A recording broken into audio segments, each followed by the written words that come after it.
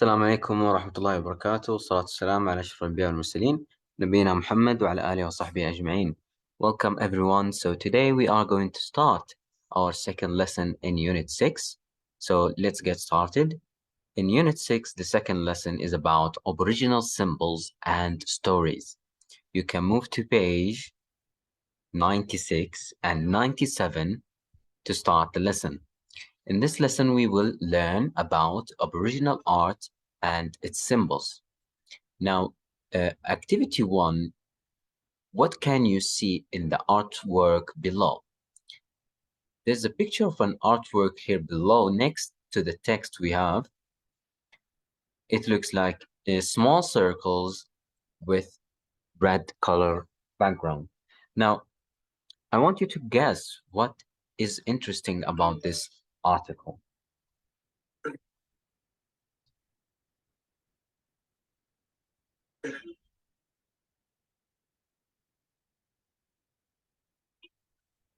I'm sorry. Okay, let's continue. Activity 2, read and listen. What is Aboriginal art? Now you might be wondering, what are you asking about? What is the Aboriginal art? I don't even know what is Aboriginal art. How do they create it? These are questions we will find the answers about in the text below. Now, we can listen and read together as always. So I will play the audio for you and we will read together the text about Aboriginal art. Track 34. This is Aboriginal art made by the native people of Australia.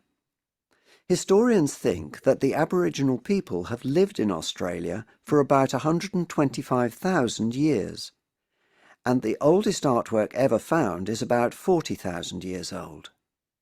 They painted on rocks and bark and carved sculptures too. Dot painting is a popular form of Aboriginal art. The Aboriginal people used natural resources from the land such as ochre and clay to produce colours like white, yellow and red, and they made black from charcoal. Yellow dots represented the sun and brown the soil. Red was used for the red desert sand and white for the clouds and the sky. Dot paintings can be found on rocks and in caves and is now a very popular form of abstract art. People believe they used dots to hide secret messages and information from the Europeans when they arrived in Australia. They also used circles, lines and symbols in their art too. This type of art was often used to tell a story, to educate children about animals and nature, and to pass on traditions and ideas about life.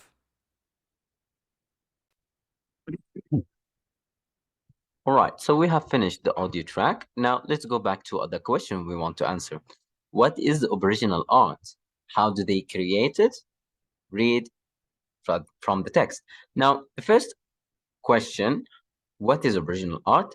It is art that is created by Aboriginal people who have lived in Australia for about 125,000 years. They use the natural resources like stone, bark, clay, soil, charcoal. They don't use colors. These are real natural resources. They also use yellow dots representing the sun and brown, the soil. Red was used for the desert sand and white for the clouds. So this is basically the answer to the first and second question. Now we can move to activity 3. Reread and listen again to the text and answer the questions. 1. What do these colors represent in traditional dot paintings? So A, we have the white color. We know white is for the clouds.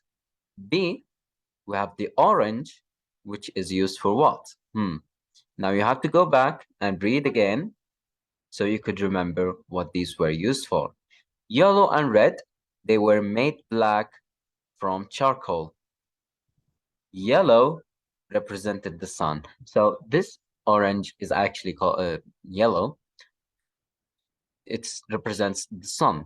Red represents the desert. D, we have the brown. Brown represents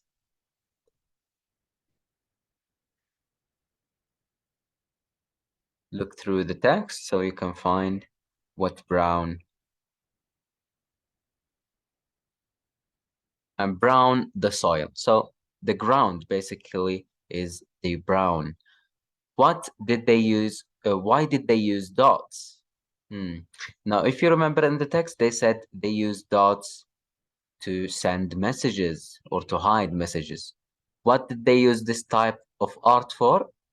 Now, there are many reasons, like hiding messages, but also information and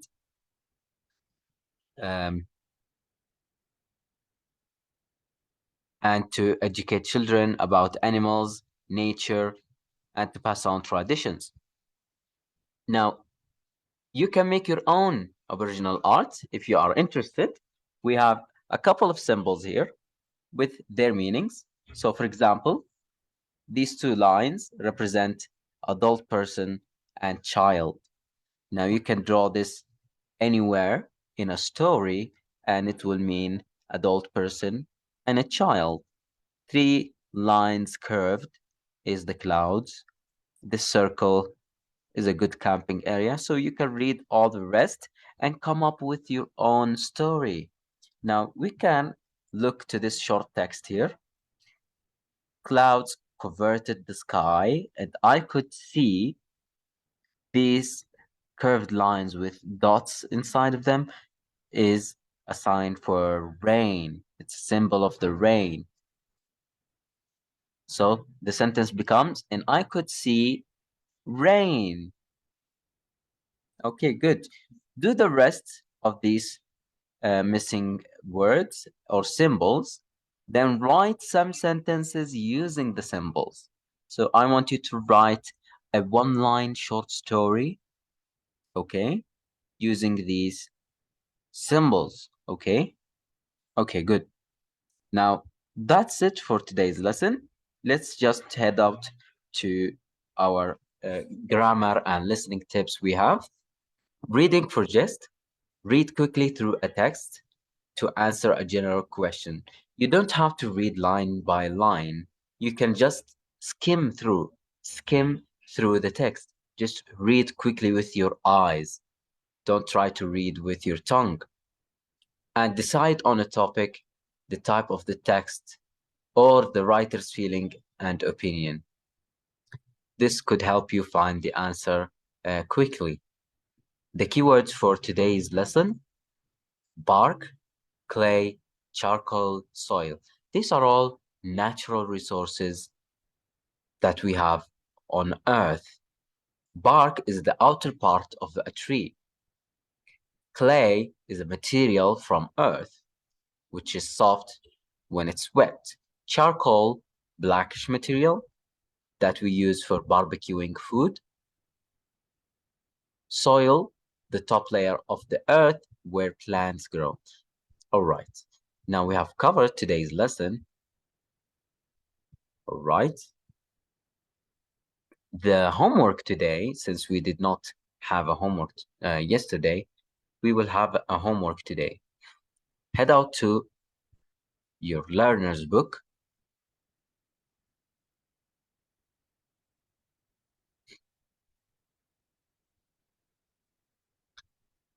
Now move to Unit 6 as well.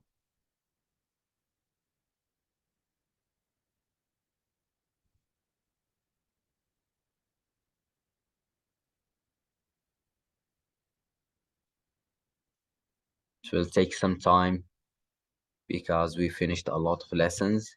All right. This was not the workbook. Open the workbook.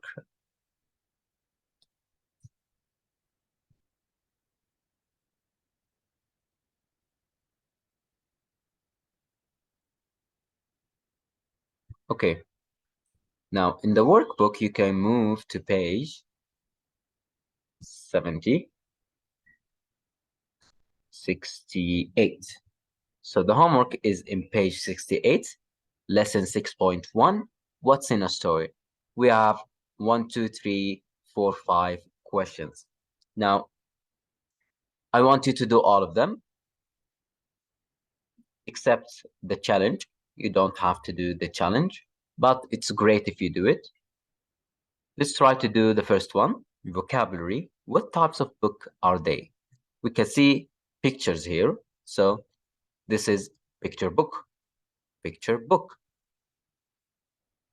We can see family here. So this is family stories. All right. These are enough answers for the first question. You have to read question 3 and question 2, question 5, and try to do them by yourself. That's it for today. Thank you and see you next time.